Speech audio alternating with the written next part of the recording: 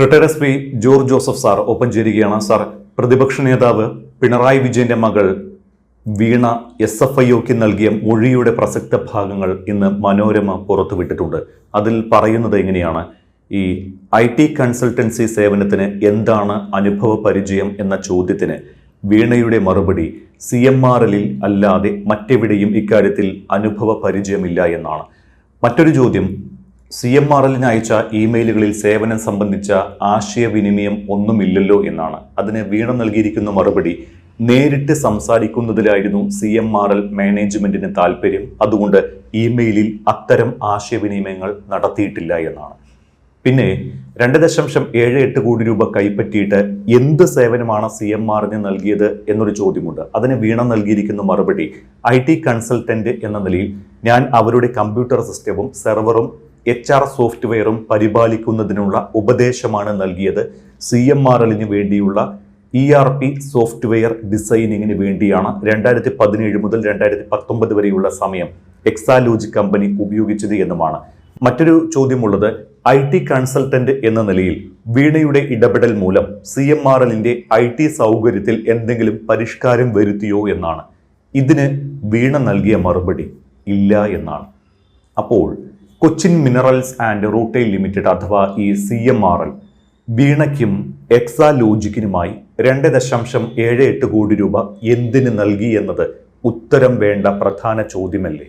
കാരണം വെറുതെ ഒരാൾ മറ്റൊരാൾക്ക് പണം നൽകില്ലല്ലോ. ഒരു സേവനവും ചെയ്യാതെ ഒരു കമ്പനിയും മറ്റൊരു കമ്പനിക്കും പണം നൽകില്ലല്ലോ.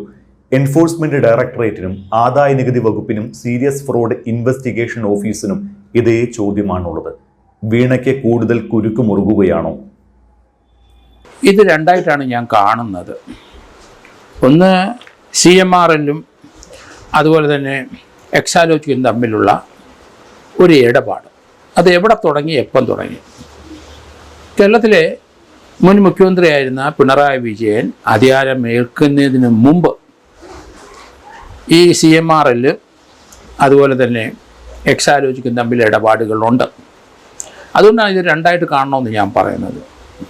ഇതിനകത്ത് ED വന്നതോടുകൂടി EDയുടെ ഭാഗത്തു നിന്നും ആ കേസ് NIAയിലേക്ക് പോകുമെങ്കിൽ ED ഈ ട്രാൻസാക്ഷൻ്റെ ഇടയ്ക്ക് എവിടുന്നെങ്കിലും ഏതെങ്കിലും സംഖ്യ വെളിയിലേക്ക് പോവുകയോ ഫോറിനിലേക്ക് പോവുകയോ തിരിച്ചു വരികയോ ചെയ്തിട്ടുണ്ട് എന്ന് ഉള്ള ആരോപണം അത് ഏകദേശം ശരിവെക്കുന്നതാണ് മിനറൽസിൻ്റെ അയാളുടെ കർത്തായുടെ മകൻ്റെ വീട്ടിൽ നടത്തിയ റെയ്ഡിൽ നിന്ന് കിട്ടിയ ചില ഡോക്യുമെൻറ്റുകൾ. അപ്പോൾ രണ്ടായിട്ട് കാണണമെന്ന് ഞാൻ പറയുന്നത് അതാണ്. വിദേശ കറൻസിയിലെ ഇടപാടുകൾ നടത്തിയിട്ടുണ്ട്. ഈ 2,78,00,000 ട്രാൻസാക്ഷൻ ആയിട്ട് എവിടെയെങ്കിലും വിദേശത്തേക്ക് പണം പോവുകയോ വരികയോ ചെയ്തിട്ട് അങ്ങനെ ഇടപാട് ഉണ്ടെങ്കിൽ തീർച്ചയായിട്ടും അത് NIAയുടെ പരിധി വരും.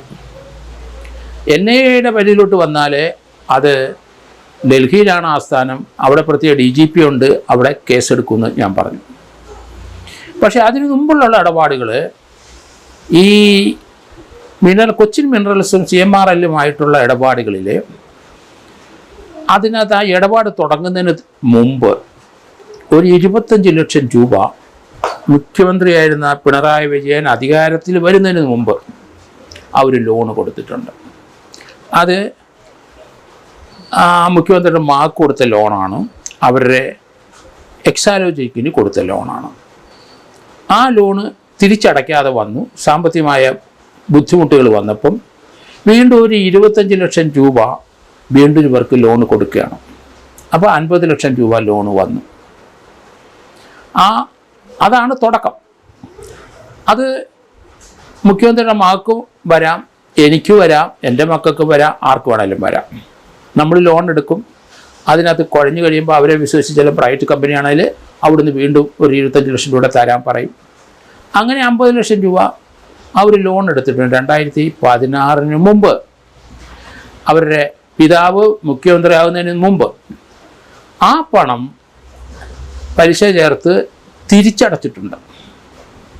അത് എക്സാലോജിക്കുമായിട്ട് ഒരു എഗ്രിമെൻ്റ് CMRL ഉണ്ടാക്കി. ഇവർക്ക് ചില സാങ്കേതിക വിദ്യകൾ അറിയാം, ഉണ്ടോ ഇല്ലയോ നമുക്ക് വേറെ കാര്യം. സാങ്കേതിക വിദ്യകൾ ഇവരുടെ ആ സിസ്റ്റത്തിനകത്ത് ഇവർ പ്രൊവൈഡ് ചെയ്യാം എന്ന് പറഞ്ഞൊരു എഗ്രിമെൻ്റ് ഉണ്ട്. അങ്ങനെ പറഞ്ഞൊരു എഗ്രിമെൻ്റ് അനുസരിച്ച് അവർക്ക് ടെക്നോളജിക്കൽ അഡ്വൈസ് കൊടുക്കാൻ കഴിവില്ലെങ്കിലും ഇന്ത്യയിൽ പല സ്ഥലത്തും ഇതുപോലുള്ള തട്ടിപ്പുകളോ അല്ലെങ്കിൽ ഇതുപോലുള്ള ട്രാൻസാക്ഷനുകളോ എഗ്രിമെൻ്റൊക്കെ നടക്കുന്നുണ്ട്. അപ്പോൾ അവർ അങ്ങനെ ഒരു IT കമ്പനി ഉണ്ടാക്കിയപ്പോൾ ആ കമ്പനിയുമായിട്ട് ഈ CMRL ഒരു എഗ്രിമെൻ്റ് ഉണ്ടാക്കുന്നത് വാലിഡാണ്. അതിനകത്ത് നമുക്ക് കുറ്റം പറയാൻ ഒക്കില്ല. അവർക്ക് വേണ്ടി 25 ലക്ഷം രൂപ കൊടുത്തു, പിന്നീട് ഒരു 25 കൊടുത്തു, 50 ലക്ഷം രൂപ കൊടുത്തു. അതിനുശേഷം ഈ കമ്പനിയുടെ ടെക്നോളജി ഇവർക്ക് ആവശ്യമുണ്ട് എന്ന് പറഞ്ഞൊരു എഗ്രിമെൻ്റ് അനുസരിച്ച് പ്രതിമാസം 5 ലക്ഷവും 3 ലക്ഷവും കൊടുക്കാം. ആ കമ്പനിക്ക് 3 ലക്ഷം, ഇവരുടെ സർവീസിന് 5 ലക്ഷവും കൊടുക്കാം. സർവീസ് കൊടുത്തോ പിടിച്ചോ ഇല്ലയോ അതോ അവർ റിട്ടേൺ ആയിട്ടോ അല്ലെങ്കിൽ പേപ്പർ മുഖേനയോ അല്ലെങ്കിൽ ടെക്നോളജിക്കലായിട്ട് കൊടുത്തിട്ടില്ല, ഓറലായിട്ട് കൊടുത്തു എന്നാണ് പറയുന്നത്. അങ്ങനെ കൊടുത്തതിന് അല്ല സോഫ്റ്റ്വെയറിൻ്റെ ചില കാര്യങ്ങൾ അല്ലെങ്കിൽ സർവീസ് ടെക്നോളജി അങ്ങനത്തെയൊക്കെയാണ് ഇവർ കൊടുത്തതെന്ന് പറയുന്നത്. അങ്ങനെ കൊടുക്കുന്നത് തീർച്ചയായിട്ടും അതിനൊരു റെമ്യൂണറേഷൻ വേണം. അങ്ങനെ ഒരു എഗ്രിമെൻ്റ് ഉണ്ട്.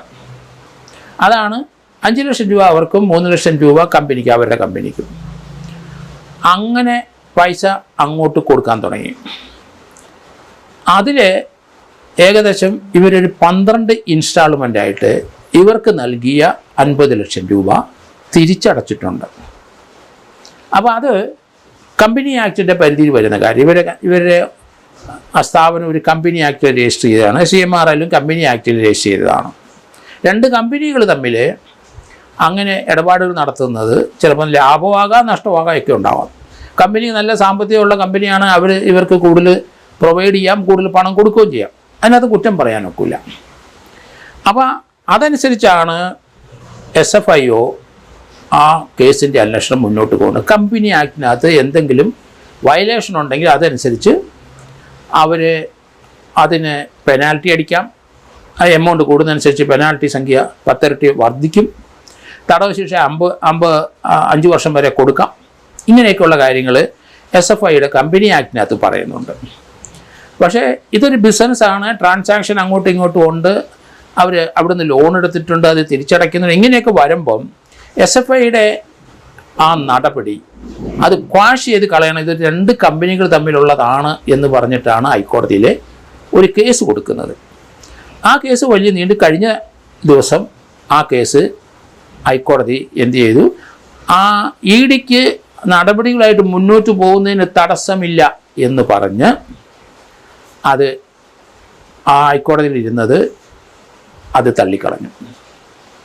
അപ്പോൾ അവിടെ CMRL കൊടുത്തത് ഈ SFIയുടെ ഇതുവരെയുള്ള നടപടികൾ ക്വാഷ് ചെയ്ത് കളയാണ്, അതിനാണ് കൊടുത്തത്.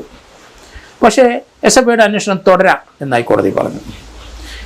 ഇന്ന് കഴിഞ്ഞ ദിവസം വീണ്ടും CMRL ഹൈക്കോടതിയിൽ അടുത്ത കേസ് ഫയൽ ചെയ്തിട്ടുണ്ട്.